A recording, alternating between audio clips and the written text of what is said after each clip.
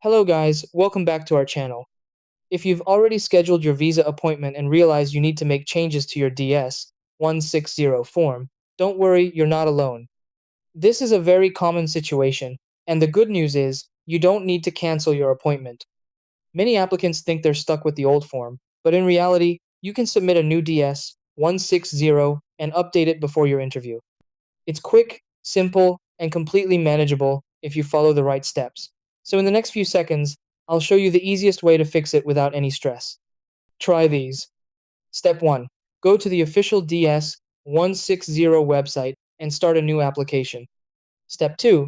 Fill in the corrected details and submit the new form. Step 3. Note down the new DS-160 confirmation number. Step 4.